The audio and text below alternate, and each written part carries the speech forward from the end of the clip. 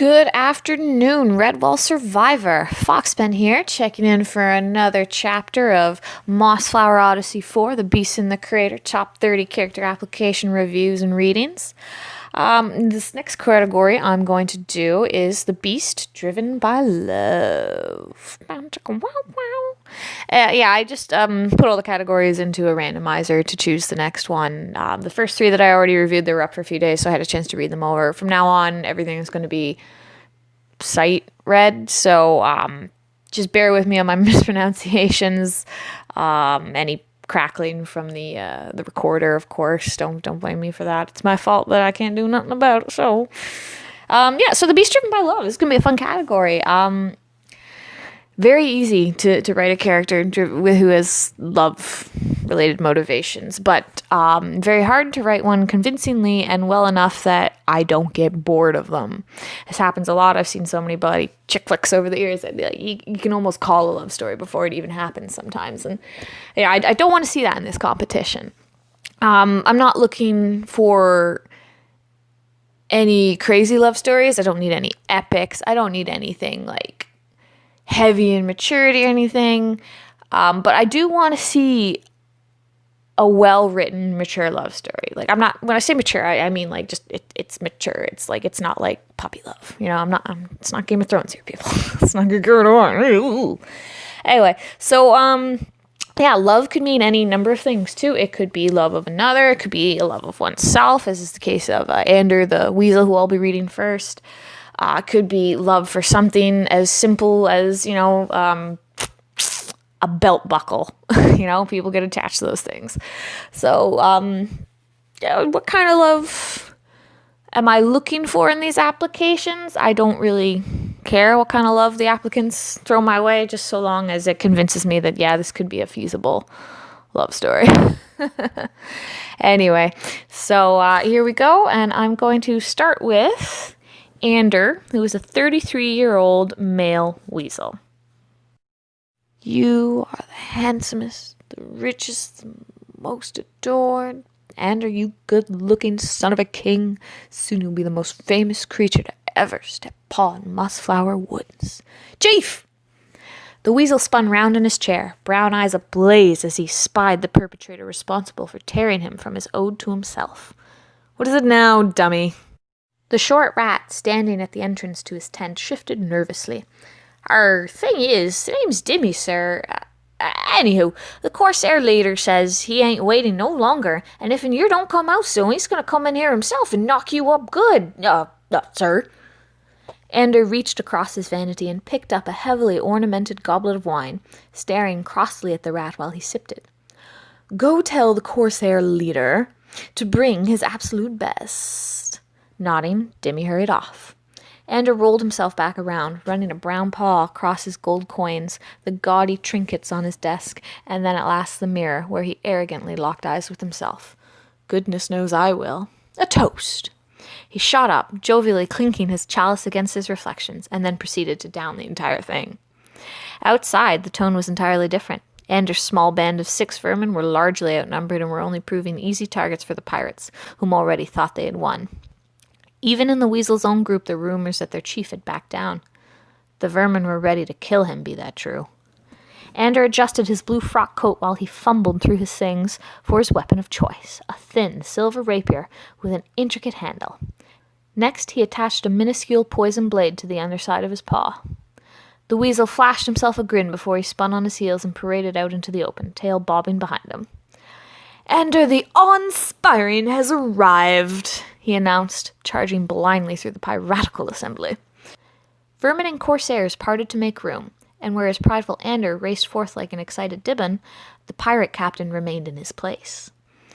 Without looking, Ander leapt and came down, blade first into the dirt, aching with reverberation. He glanced up at his adversary while he freed his sword. Vermin laughed. The captain was a large, hulking sea rat with a face like thunder. His eyes were a deep brown and his fur a dark gray, and his expression betrayed nothing. He held a great curved sword up in front of him. Ander panted, surprised at the exertion it took to finally wrench his rapier free. He grinned sheepishly up at the pirate and was traded a spine-tingling sneer. The rat curled his lip. "I'm afraid the no beast said go," This is a duel, and I expect you to follow the terms we agreed upon earlier. Do you remember them?" "Of course. Do you think I'm daft?" The crew sniggered. Ander felt indignant. "No cheating," he listed, face glowing red underneath his fur. "No outside intervention or action. The winner gets the riches and crew of the other." The weasel's heart felt about to pound out of his chest. There was no way he would allow himself to lose this, not after so much humiliation. "Shall we shake paws for good measure?" Silence. The poker-faced rat captain extended a paw, and Anders shook it for all he was worth. At last the weasel stepped back and reclaimed his weapon, and the two were at it at once. Back and forth and to and fro the leaders went, the rat attacking and Ander hardily managing to defend. Just when he thought he was done for, he noticed his enemy's face screw up. The effects of the poison were working. Ander feigned a jab at the pirate's side, but the rat was already doubled over, pain-faced and dead as stone. Somewhere in the back of the crowd, 6 vermin raised their voices in cheer. Stunned, Anders saw his moment. He jumped over the body and cried out, "Another victory for me, Handsome Ander, the champion fighter!" One of the most aggressive pirates raised his voice, too. "This upstart killed our leader. Are we going to stand for that? No!" Before he knew it, Ander was running on all fours with the whole ensemble after him. He tripped on a hole in the ground and twisted his leg. "Spare me!" the weasel sobbed. A fox started forward with a bundle of rope. "Oh, we'll spare you, all right." So there you go, Ander. Ander's application would have done well in the silly beast category as well, I think. Obviously he fits into the he fights for love because he's fighting for himself, and he loves himself more than anything. He's a typical vermin, weasel.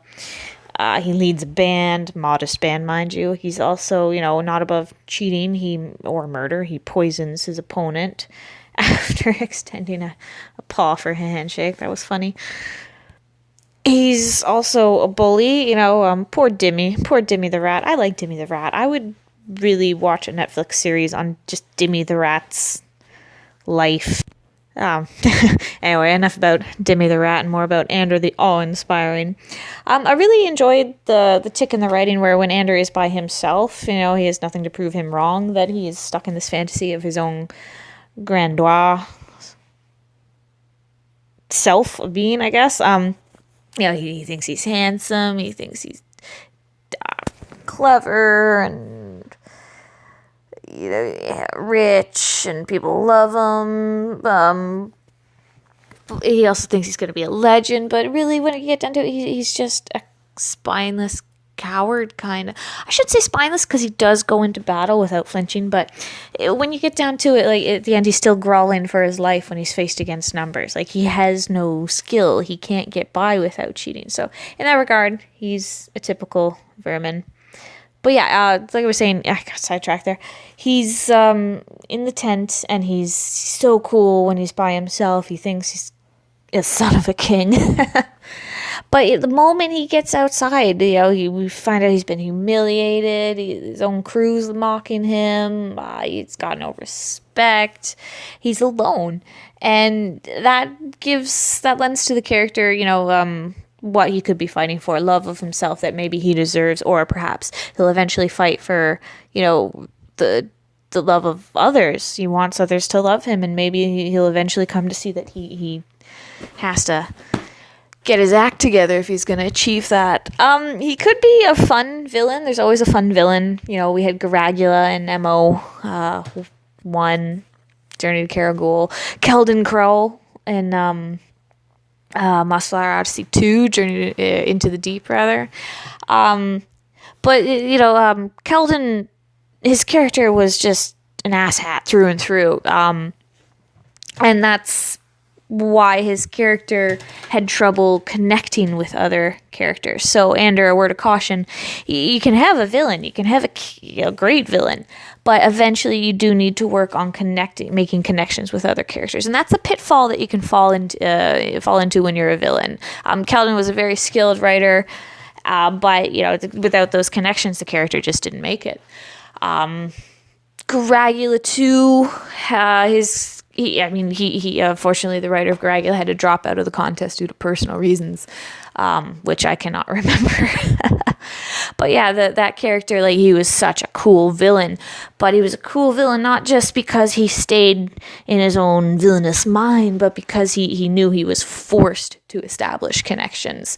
Yeah, he was a toad in the snow, right? So if Ander can make meaningful connections with other characters, I see this silly little weasel guy being a contender for the competition. I didn't notice anything jarring when I was reading through it, but there just seems to be a few formatting things with the application. That could, of course, that could have been the problem Zevka was facing when putting up the applications, or just like the conversion from whatever word program to the the forums. So just keep an eye on the formatting, because you don't want to get booted out for a stupid reason like paragraph indents. Anywho, so that was Ander, and congratulations, Ander, on making it into the top 30. I'm looking at the next contestant, and I'm noticing the same formatting errors too. So, I just scrap what I said about the formatting errors. I'm not going to talk about that anymore. Just like the spag, it's not really too jarring to the tale, so it was kind of irrelevant in hindsight. Anyways, next in our category of the beast motivated by love, we have Blu Yardel. She's a 23 female cross fox. Now, I'm not sure what you mean, Blue, by cross fox. Is she a cross of some subspecies of fox? Is she a fox dog? A fox coyote? I don't think coyotes actually live in Great Britain, but like, what do you mean by cross fox? Just for the future, when you think of species that you want to write, think of the species. Is the cross of the fox absolutely necessary to the character? Not really. It's not like Kentigern McGrath, who may or may not be crazy. He's a mountain hare. That's relevant to his moral compass, to his character, to his very center of being. But cross fox just seems unnecessary. Seems a little gimmicky to me. Anyway, who knows? Maybe it'll come up. Maybe it'll play a big part of this character. So here we go, Blu Yardel. A rotted cabbage smacked wetly against the fox's face, where it protruded from the stalks. Blu snarled reflexively, but the crowd only taunted and teased, a crowd made up of those whom she used to call friends.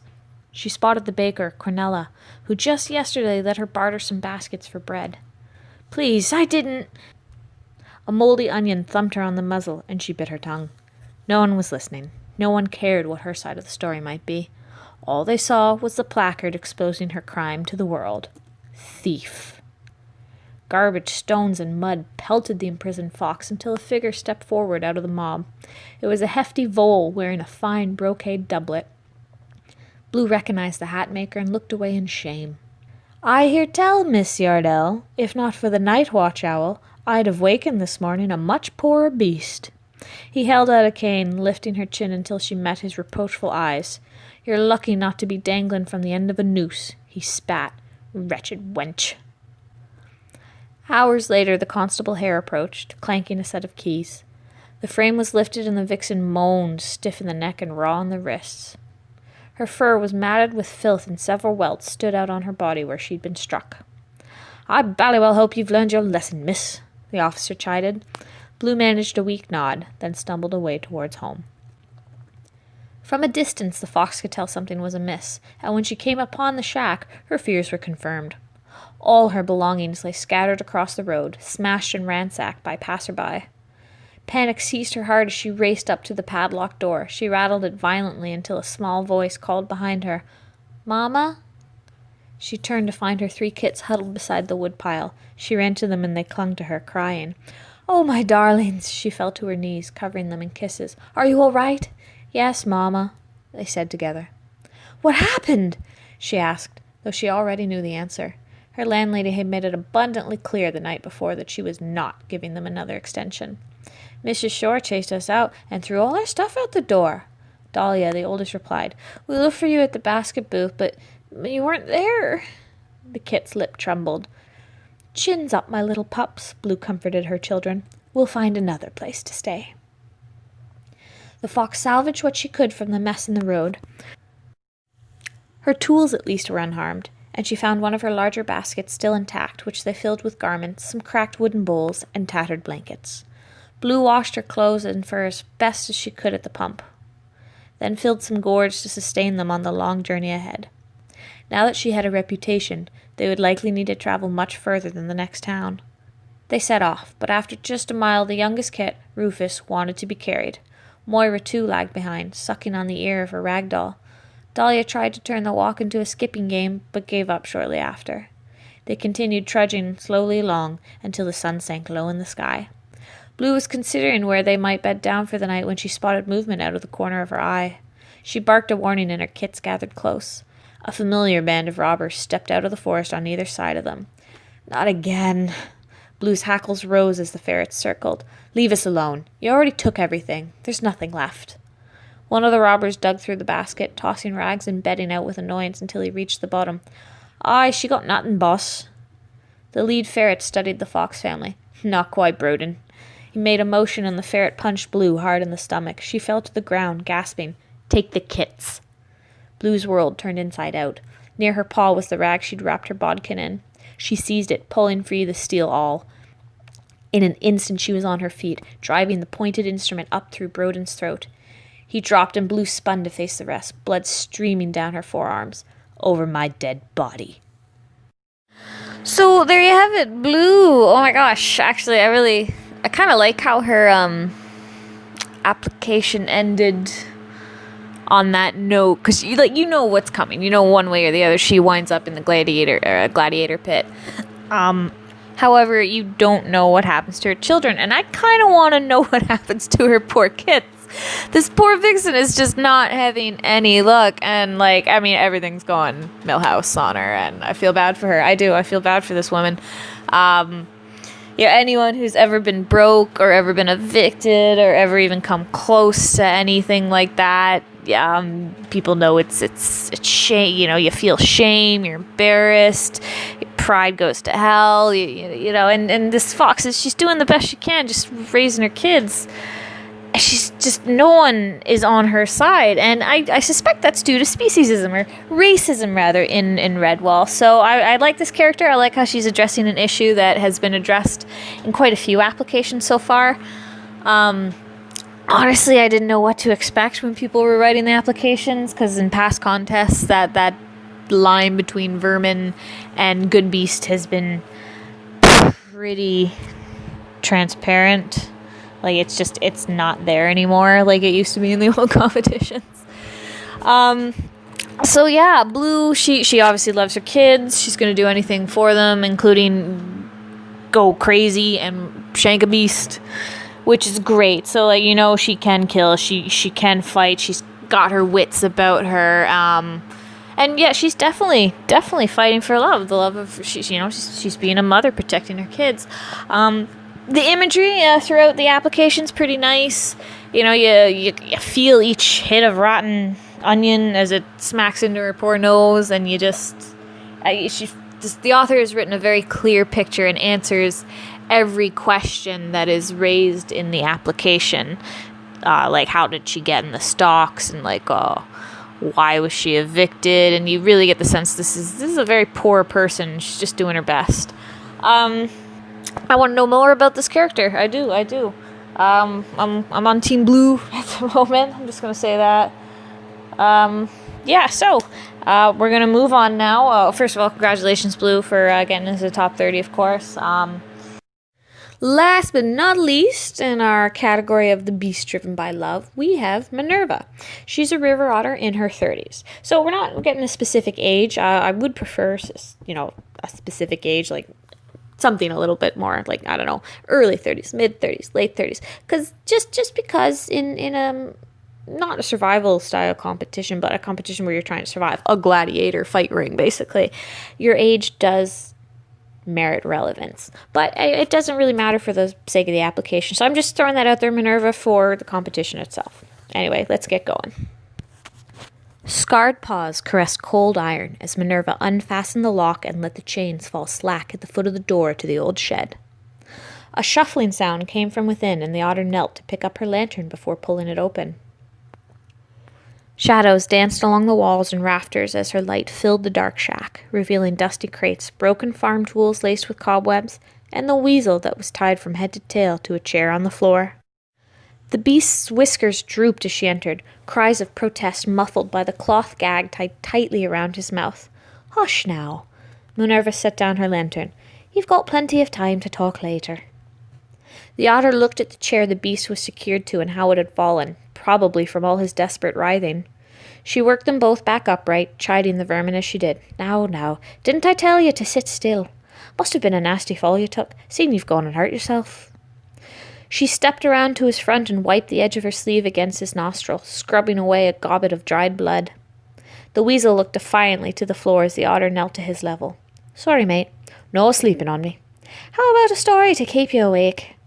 Minerva said, grasping a snout and forcing the beast to meet her gaze. "It's about my husband. You see, that wolf was never good for much, but he was a fine angler, and this," she said, brandishing a thin metal object on a cord around her neck, "was his favourite fishhook. Over the seasons I saw him pulling the biggest trout you'd ever seen with this thing, but there was one time where, I don't know how, but he managed to snag one right through the eye with it." The weasel's whimper made it clear he got the message, and Minerva dropped all pretense of tenderness. "Right, listen here, scum," she growled. "I'm going to take that gag off, and when I do, you're going to tell me why you and the rest of your band of brigands were snooping around my farm last night. Answer well, and maybe I'll let you join 'em. Sound good?" The beast nodded. "Good." The gag hit the floor. "Get talking." Minerva stood over the washtub in the darkness of her kitchen, scrubbing a soapy rag against the bloodied edge of her fishhook. In the end, the weasel spilled everything he knew, and the otter reunited him with the rest of his ilk. Swinging from the boughs at the edge of the wood, their corpses would serve as good warnings for any beast who dared come after. From the window above her came a dim ray of moonlight. Minerva raised her hook towards it, satisfied when the tip shone as bright as it did the day it was given to her. The otter held it there, remembering that lazy day by the stream and the question that broke the quiet, before lowering it back to its rightful place around her neck and letting its sheen be lost to shadow. The floorboards behind creaked under careless paw steps, and she turned quickly to see a young otter peeking at her through tired eyes. Minerva wiped her paws on her apron and bent over to pick up the dibbon. "Fable, what are you doing out of bed, sweetheart?" Fable buried her head in her mother's chest. "I had a scary dream," she sobbed. Minerva ran her paw tenderly through the young one's fur. Shh, it's all right. Mommy's got you. A few minutes later, the young otter calmed, and her mother smiled at her reassuringly as she wiped away her tears. "See? There ain't anything to be afraid of. The thing you got to remember about nightmares, sweetheart, is that's all they are. Just scary dreams. They're not real. Now, let's go get you back to bed." "But what if I get scared again?" Fable whimpered. "Tell you what, I'll sit next to your bedside till you fall back asleep. How does that sound?" "You will?" "Aye, I won't let nothing scary get you, I promise." With practiced steps, Minerva carried Fable back to her bed and tucked her in under the covers, humming old songs and stroking her head until the young one closed her eyes. As her daughter slumbered peacefully, the otter caressed the fishhook around her neck. "Just scary dreams," she whispered to herself. So there's Minerva. I'm going to say right off the bat, whilst I was reading this application, I got interrupted by several phone calls. So I'm really sorry if the accent that I gave Minerva kind of falters a little bit. I'm sorry if the editing comes out a little choppy. I'd be midway through a sentence and then my phone would go off. And because I'm recording on my cell phone, as my laptop speaker is a little busted at the moment. So yeah, there's that bit of awkwardness. And actually, it's happening right now. Actually, my phone is going off. Right. Okay, so Minerva, we get a fantastic mom, another mom in this category. I say fantastic because she is a very good mom. She's very patient with her baby and the nightmares and all that. That whole scene was very heartwarming. The author really creates a really lovely scene. I can picture everything that's going on. The lantern filling the shack with light. The weasel tied up from tail to to ears, so, you know, she's obviously, like, taking the time to bound him up so he's not going anywhere. The ominous story she tells, that threat she delivers him. You know, she kills him in the end, and she's already killed the other vermin that were snooping around her barn.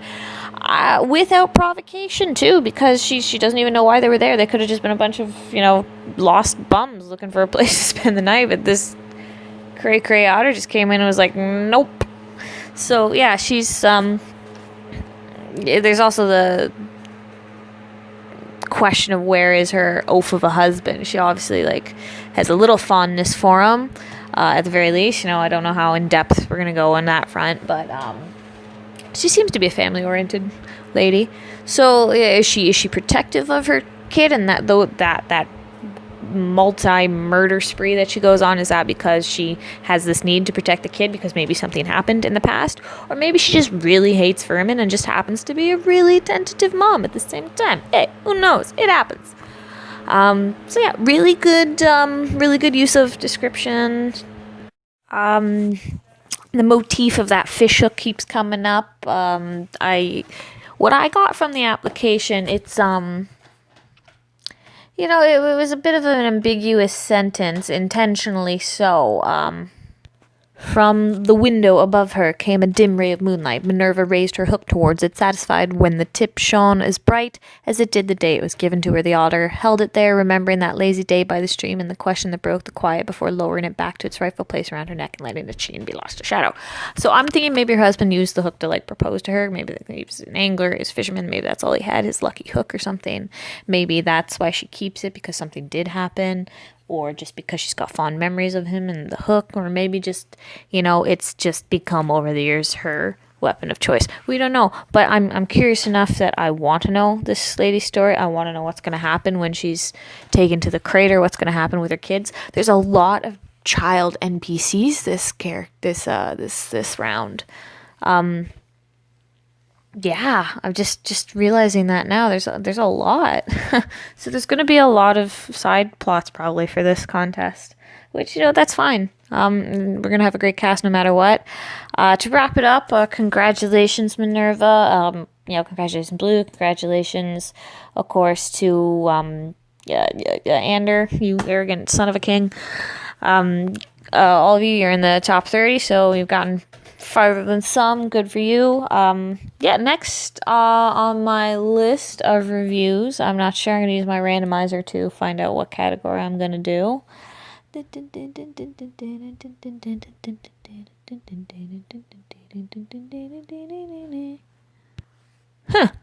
Revenge. Okay, so we're still climbing that ladder in the order of posting. Maybe I'll just stick with that after all. I don't know. It seems to be fate. Anyway, so I'll see y'all next time on Foxpen Reviews, Mossflower Odyssey 4, The Beasts in the Crater, Top 30 application. All right, y'all have a great evening. We'll see you around. Foxpen out.